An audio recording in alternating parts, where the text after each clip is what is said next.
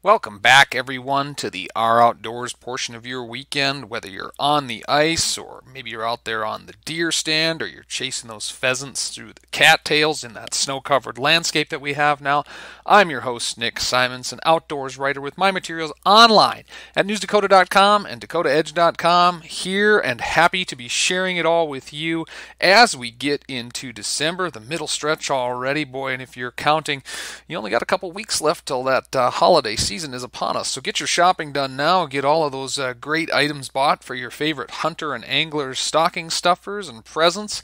Of course, we have the hottest stuff on ice. If you log on to newsdakota.com and dakotaedge.com, all of the great technology. We're seeing a boom in electric augers this season, a lot of tweaks and turns in tip-ups, and a lot of great budget options as well for folks looking to expand their offerings on the ice. And of course, lithium batteries blowing up across the board, giving you more power to keep those Vexilars and those Markhams and all of your on-ice electronics running for days on end. Boy, we are living in a golden age on the ice, and there's a lot of excitement when it comes to all of the great technology that helps us catch fish and helps us do it comfortably, whether that's a new flip-over shack with a thermal cover, or those electronics that we're talking about, or, coming down to it, even just the better quality of float suits and ice suits and gloves and hats that we have available. So enjoy the good old days that we're living in when it comes to ice fishing, because we are certainly there, and there's a lot of good old days type fishing out there on the hard water as well. And for that reason, after the break,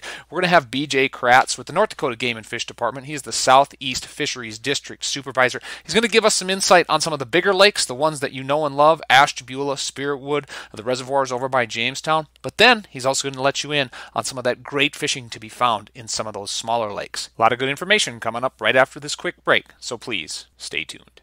Welcome back to the show, everyone. After a little bit of snow, we've got some nice cold weather that has set up some hard water, and folks are getting out there in earnest throughout southeastern North Dakota. And for that, we have BJ Kratz, Southeast Fisheries District Supervisor for the North Dakota Game and Fish Department, joining us today to share all of the insight into what's to come on hard water. BJ, welcome to the show. Thank you. Good to be here. Yeah, it's always good to have you on, especially this time of year as we get excited to crack that auger out there and get it running. How is the ice setting up in southeastern North Dakota for the start of this winter based on weather factors, recent snow, and the like?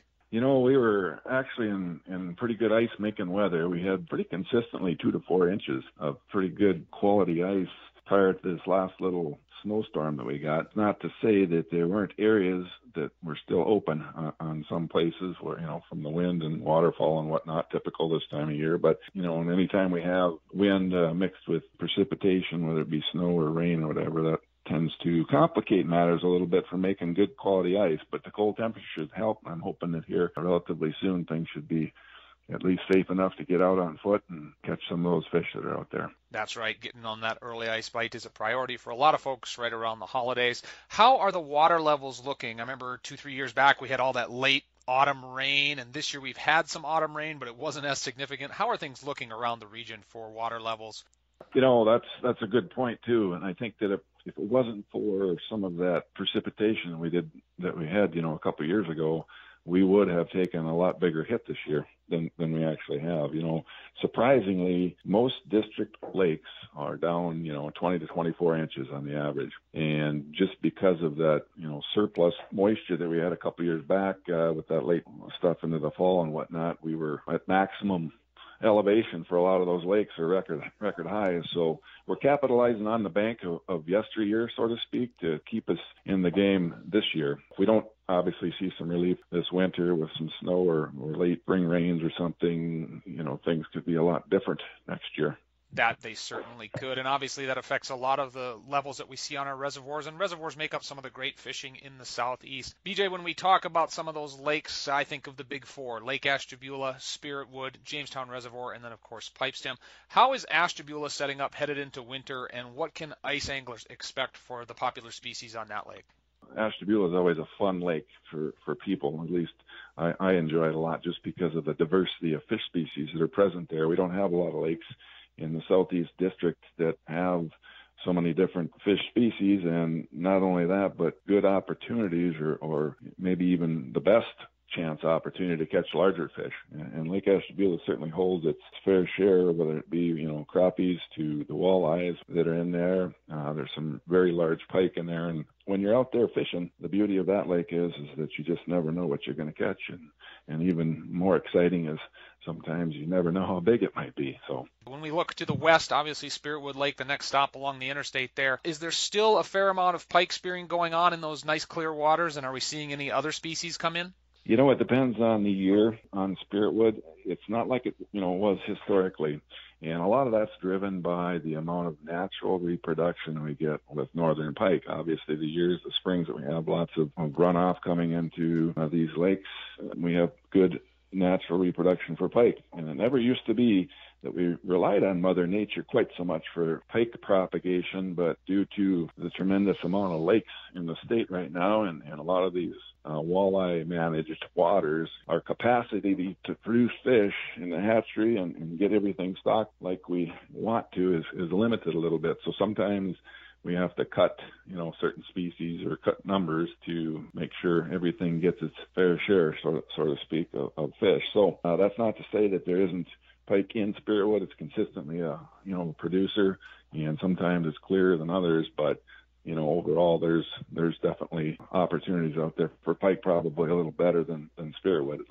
Sure, and that's understandable as things shift. Talking with BJ Kratz, Southeast Fisheries District Supervisor for the North Dakota Game and Fish Department. BJ, when we look north of Jamestown, how is Jamestown Reservoir setting up for crappies and walleye populations for the winter of 2022? Jamestown Reservoir is a kind of a unique beast in that it is really driven by productivity of what comes into the system on an annual basis.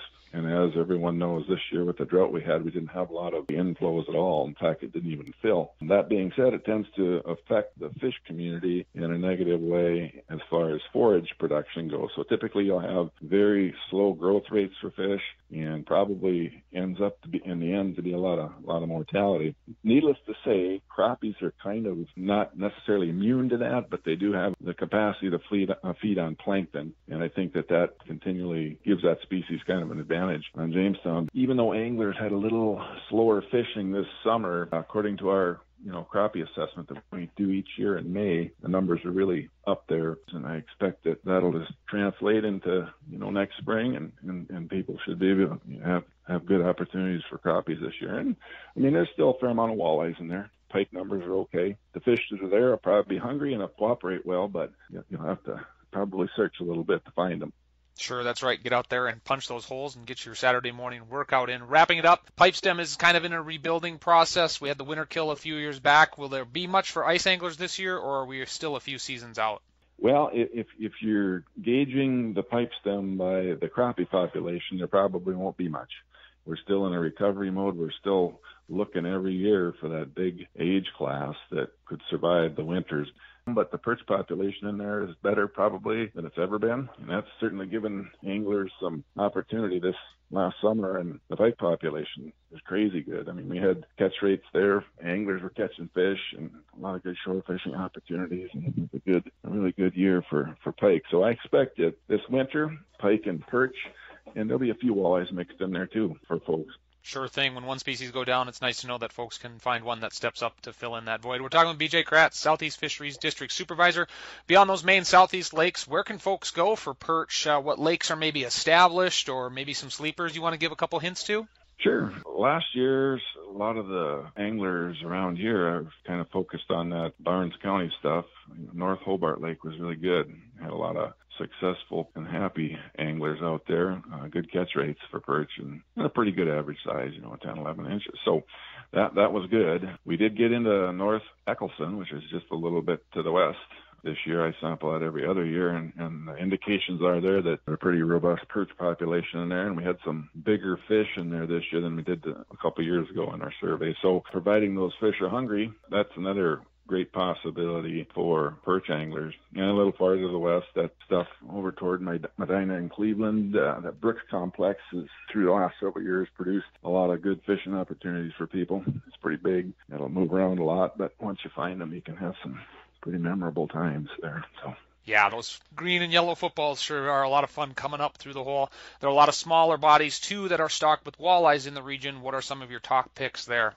This is kind of a unique year. Basically, I've set a couple records. We've got 131 waters now that have fishable populations in them, which translates into about 56,000 acres of opportunity out there for folks, and a lot of those fisheries have walleyes in them. We had 28 lakes this year in the district itself that exceeded 10 fish per net night, which is kind of an index for a good walleye fishery. Some of those lakes where the catch rate were good, I mean, they're all over the place, but Mud and Pearl Lakes north of Medina was good. Foot Lake, that's just south of Medina, that was exceptional as well. North of Jamestown, we had Hogarth Dam, and as far down south as, Lidgerwood country, we had Ryland Lake, and then Four Corners over toward Hankinson, and then, of course, Twin Lake down by Lemoore there. That's always pretty good fishery. And then Diamond Lake at Calm, and even Tad Lake west of Oaks, we had great catch rates. So walleye-wise, there's lots of opportunity out there this year. Yeah, that's great to hear. And if folks were looking to get a spread of tip-ups out there for pike and chase those flags, what's their best bet in the region to get on the ice after Northerns?